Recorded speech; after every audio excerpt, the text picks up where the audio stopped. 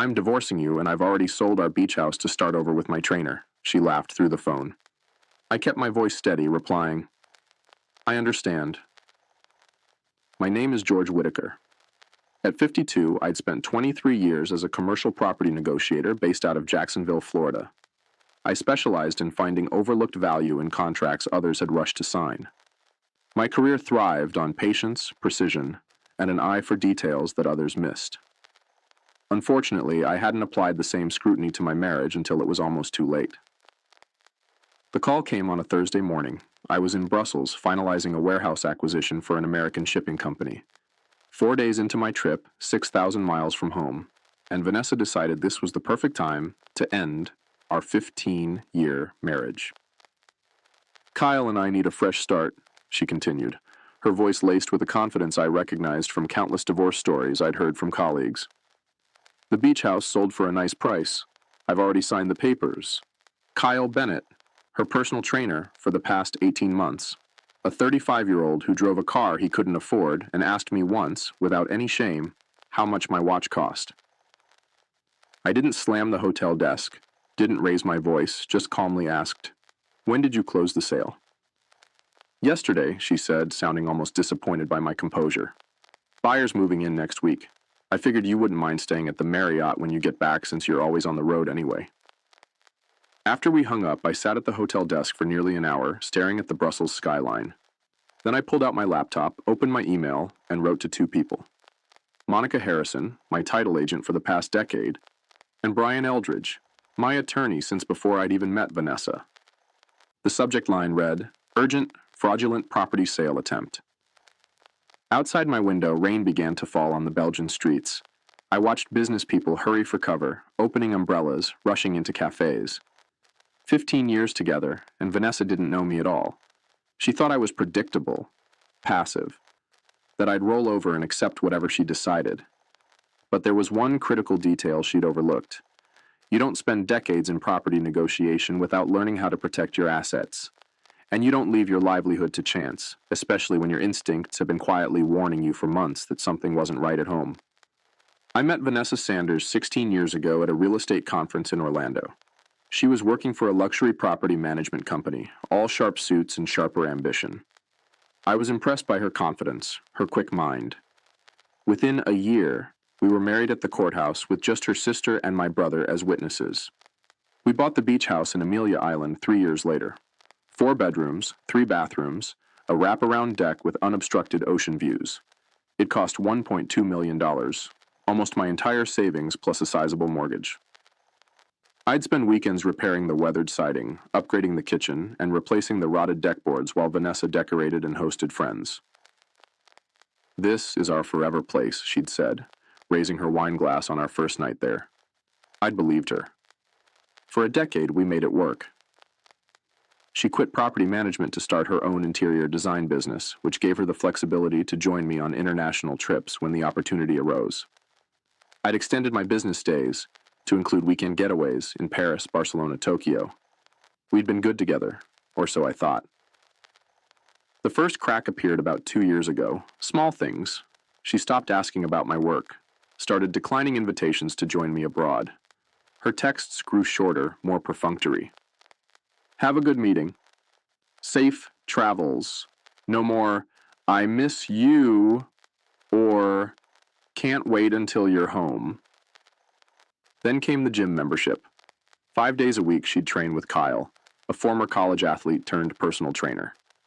At first I was supportive, encouraged her newfound focus on fitness. But then came the unexplained expenses on our credit card. Dinners I wasn't part of. Weekend spa retreats with friends I'd never met. I didn't confront her. Didn't place tracking apps on her phone or hire investigators like some of my divorced colleagues had done. I simply observed, made mental notes, and quietly began preparing for what increasingly felt inevitable. 11 months ago, I transferred the beach house into a living trust. The paperwork was buried among refinancing documents for our investment property in Tampa. Vanessa had signed everything without reading, too busy texting on her phone while my attorney waited patiently. This protects us both, I'd told her. It wasn't entirely a lie. The structure would indeed protect the property, just not in the way she assumed. I never mentioned it again. just watched as she grew more distant, more attached to her phone, more dismissive of our shared future. After emailing my attorney from Brussels, I closed my laptop and pulled the property deed from my briefcase. I always traveled with it, a habit from early in my career when a client tried to back out of a deal, claiming paperwork discrepancies. The deed clearly showed the Amelia Island property was held in the George Whitaker Living Trust, with me as the sole trustee. Vanessa had absolutely no legal right to sell it. The irony wasn't lost on me. In our early years, she'd teased me about my paperwork obsession and tendency to read every contract word for word. "Life's too short for fine print, George," she'd say with a laugh. But fine print had been the foundation of my career, and now, apparently, the salvation of my home. I called Brian while walking through Grand Place, Brussels' historic Central Square. "She can't sell what she doesn't own," he confirmed after I explained the situation. "Any sale she initiated is fraudulent. The buyers have no legal claim." "And Vanessa? Attempting to sell property she doesn't own? That's fraud. Criminal charges are possible, though I assume that's not your preferred outcome." It wasn't. Despite everything, I didn't want Vanessa in legal jeopardy. But I also couldn't let her take the house. "I've contacted the county recorder's office," Brian continued. "They've flagged any attempted transfers on the property. I'll also notify any local title companies. This sale won't go through, George." After we hung up, I didn't immediately return to my hotel. Instead, I found a small cafe and ordered a coffee. I sat there for nearly 2 hours, watching tourists and locals pass by, trying to understand how 15 years of marriage had dissolved into this moment. What struck me wasn't anger. It was clarity. The betrayal wasn't just about another man or selling our home without my knowledge. It was the casual cruelty of it, the laughter in her voice when she delivered the news. As if my pain was an amusing afterthought. As if our life together had meant nothing. I sent a brief text to the Brussels client explaining a family emergency required me to return home immediately. Then I booked the first available flight to Florida. On the 9-hour flight, I didn't watch movies or read reports. I just sat quietly, a strange calm settling over me. For years, I'd navigated complex property negotiations for others, always finding the pressure points that would give my clients leverage. Now I would use those same skills for myself. This wasn't about revenge, it was about justice, balance, setting things right. By the time the plane touched down in Jacksonville, my course was set. I wouldn't yell or plead or try to salvage what was clearly broken beyond repair. I would simply enforce the contract she'd signed but never bothered to read. In property matters, signatures always matter more than intentions. That was a lesson Vanessa was about to learn. I didn't tell Vanessa I was coming home early. I rented a car at the airport and drove the 40 minutes to Amelia Island in silence. It was just after noon on Saturday when I pulled into our driveway. A black Mercedes convertible I didn't recognize was parked in my usual spot. Kyle, I presumed. The front door was unlocked. I could hear laughter from the kitchen, Vanessa and a male voice discussing what sounded like renovation plans. "The wall between the living room and dining room should come down first," the man was saying. "Open concept is everything in beach properties." I set my suitcase down quietly and walked toward the voices.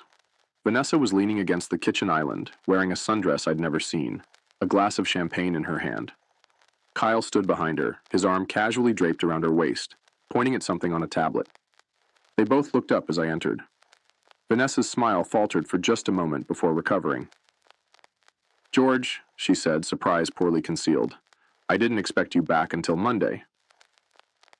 "Clearly," I replied, glancing at Kyle, who at least had the decency to remove his arm from my wife's waist. "This is awkward," Kyle said with a nervous laugh. "I should probably go." "Actually," I countered, "I'd prefer if you stayed. This concerns you too, apparently." Vanessa's expression hardened. "We don't need to make this difficult, George. I've been unhappy for a long time. We both deserve a fresh start." I nodded calmly. "I agree completely, which is why I've already spoken to my attorney about the fraudulent property sale you attempted." The color drained from her face. "What are you talking about?" I placed my briefcase on the counter and retrieved the trust documents and property deed. "The beach house isn't yours to sell, Vanessa. It hasn't been for almost a year." Kyle looked confused. "You said the sale was final," he said to Vanessa. "It was," she insisted. but I could see the uncertainty creeping into her expression. Check the deed, I suggested. The property is owned by the George Whitaker Living Trust. You signed the transfer papers last May. Remember those refinancing documents you didn't bother to read? She snatched the papers from my hand, scanning them frantically. This isn't possible, she whispered. Not only is it possible, it's legally binding, I continued. The sale you initiated is null and void. The buyer has already been notified. Kyle's confidence visibly deflated. I'll wait in the car, he muttered, making a quick exit. Once we were alone, Vanessa's shock transformed into rage. You tricked me, she accused. No, I corrected her. I protected my assets, which is standard practice in my profession. You chose not to read what you were signing. That's not trickery. It's negligence. She tried a different approach, her voice softening. George, be reasonable. We can split the proceeds. There's no need for lawyers. Except there are already lawyers involved, I replied. Not just mine. The buyers are understandably upset about purchasing a property from someone who doesn't own it. They're considering their own legal options. You wouldn't, she whispered. I'm not doing anything, I clarified. I'm simply enforcing the legal ownership of the property. What happens next depends entirely on how you choose to proceed. Vanessa's face hardened again. She grabbed her phone from the counter. I'm calling my sister's lawyer. You won't get away with this. I didn't argue, just nodded and said, You should definitely consult an attorney. I'll be staying at the Hilton downtown tonight to give you space, but to be clear, this house is not being sold, and I'll be moving back in on Monday. As I turned to leave, she called after me. This isn't over, George. I glanced back at her, standing in the kitchen we'd renovated together, champagne still in hand. Actually, Vanessa, I think it is. Sunday morning, I met with Brian at his office. The space was quiet, empty of the usual paralegals and assistants who filled it during weekdays. Brian looked tired but determined as he spread several documents across his desk. There's more, he said without preamble. I had my investigator do some digging after your call. He pushed a folder toward me. Inside were bank statements, credit card receipts, and property records I'd never seen before. Vanessa's been busy, Brian continued. She opened a separate account last year, transferred about $170,000 from your joint savings. The amount hit me like a physical blow. That was the majority of our liquid emergency fund. There's also this, he added, sliding another document forward. Preliminary paperwork for a retail space in Savannah. Lease is in both her name and Kyle Bennett's. They're opening a fitness boutique, signed 3 months ago. I stared at the pages, trying to process what I was seeing. This wasn't an impulsive affair. This was calculated, planned. They'd been working toward this for months, maybe longer. The timing makes sense now, I said, more to myself than Brian. She wasn't just selling the house for a divorce settlement. She needed capital for this business. Brian nodded. And there's one more thing. The buyer for your beach house? It's a shell company. Guess who owns it? Kyle. His brother, Jason Bennett. They were trying to get the house at below market value through a fraudulent sale, then likely flip it for profit after you discovered the sale and were forced to negotiate. The pieces clicked into place with sickening clarity. This wasn't just Vanessa leaving me for another man. This was a deliberate financial scheme to extract maximum value before discarding our marriage. I felt something shift inside me. The calm acceptance I'd maintained since her phone call transformed into something colder, more focused. This wasn't just about protecting what was mine anymore. This was about accountability. What are my options? I asked. Brian leaned back in his chair. Legally, you're in a strong position. The trust protects the house. We can freeze the joint accounts to prevent further transfers. As for the money she's already taken. He paused. That's trickier. Florida's an equitable distribution state. She could argue it was her share of marital assets. And the fraudulent sale attempt? That's where we have leverage. It's criminal fraud, potentially grand theft depending on how a prosecutor views it, but I'm guessing you don't want to see your wife in jail. He was right. Despite everything, I didn't want that, but I also wouldn't be played for a fool. Here's what I propose, Brian continued, pulling out another document. A divorce settlement that's fair but firm. She returns 60% of the transferred funds, waives any claim to the beach house. You waive any claim to her new business venture. Clean break, no criminal charges. I studied the draft agreement, weighing my options.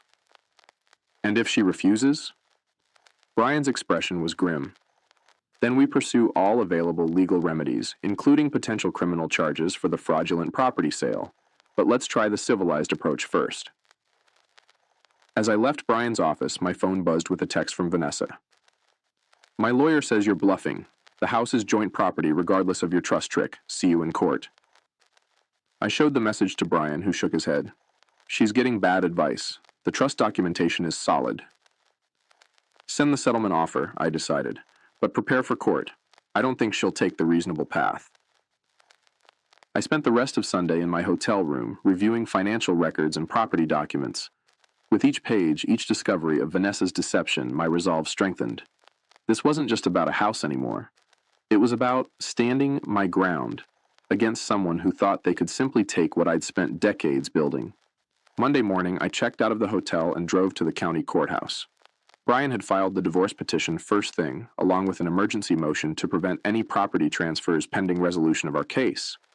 By 10 a.m., it was official. Vanessa couldn't legally sell the house even if it hadn't already been protected by the trust. Next, I visited First Coast Bank and spoke with the branch manager, Thomas Parker, an old client from my early days in property negotiation. Within an hour, I'd separated my accounts from Vanessa's and secured my remaining assets. Anything else I can help with, George? Thomas asked as we finished the paperwork. Just one thing, I replied. Can you tell me when the next automatic payment to Elite Fitness is scheduled? He checked the system.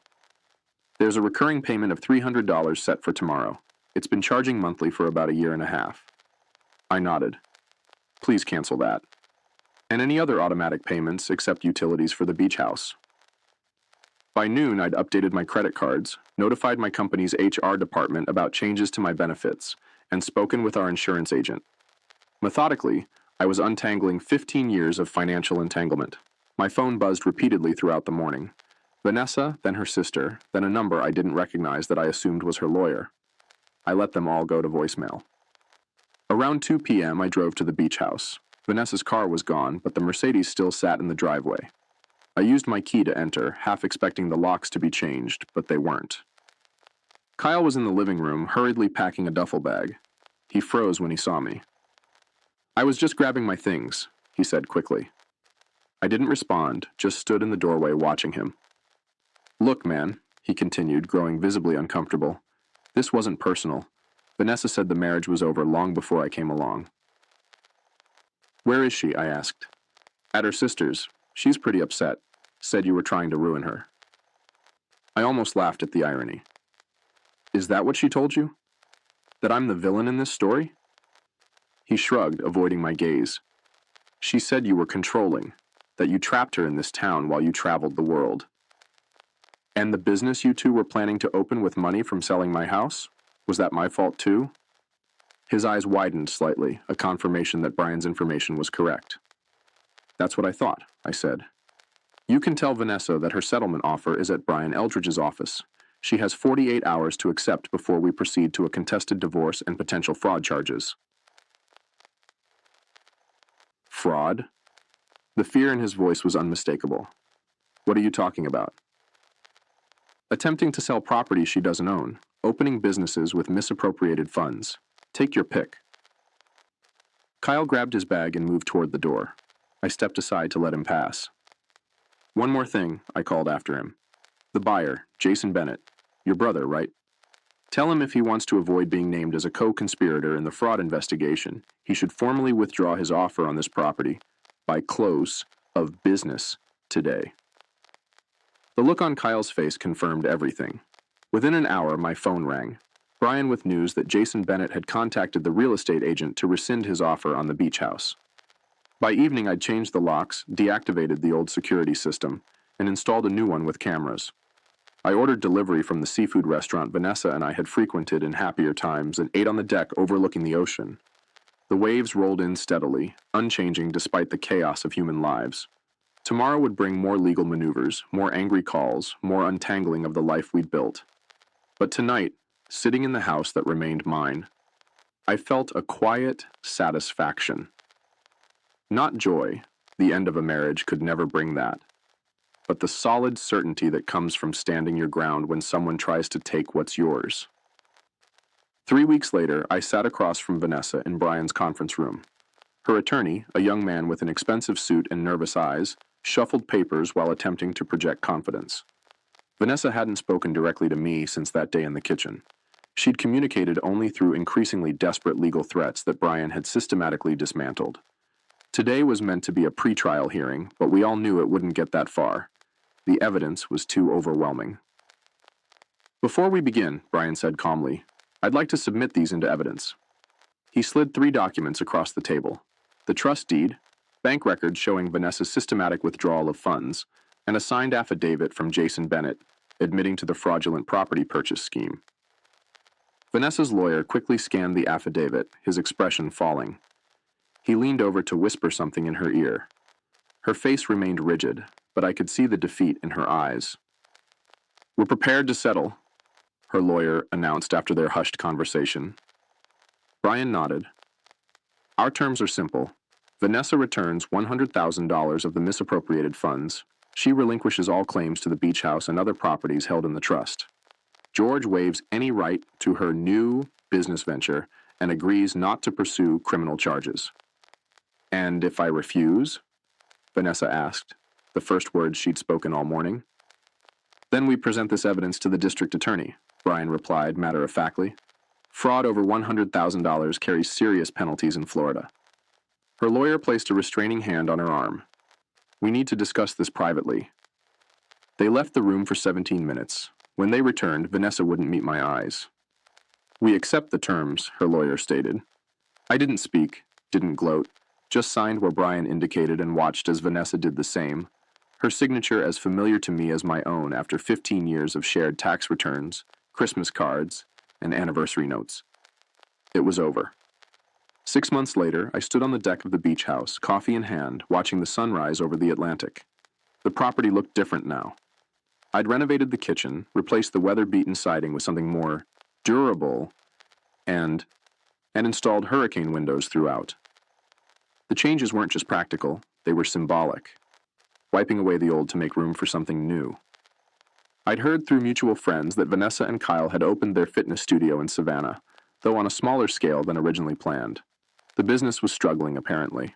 I felt no satisfaction in that news, no joy in her difficulties, just a vague sadness for what might have been if different choices had been made. The divorce had finalized 3 months ago. Clean. Final. The settlement terms executed without further drama. Vanessa had returned the agreed-upon funds, which I'd promptly invested in a commercial property in downtown Jacksonville, a small office building with steady tenants and reliable income. My phone rang. Monica Harrison, my title agent. Just checking in, she said when I answered. How's the beach house? Getting better every day, I replied, watching a pair of pelicans glide over the waves. Thanks again for your help with the trust setup. That's what friends are for, she said. Actually, I'm calling because I found another investment property that might interest you. Similar structure to what we did with the beach house, but commercial. Good protection, steady income. Send me the details, I said. I'm interested. After we hung up, I continued watching the ocean. The waves rolled in, steady and predictable in their rhythm. There was comfort in that consistency, that natural order that couldn't be manipulated or stolen away. I finished my coffee and headed inside to get ready for work. The house was just a house, wood and glass and concrete. But it was mine, and sometimes that's enough.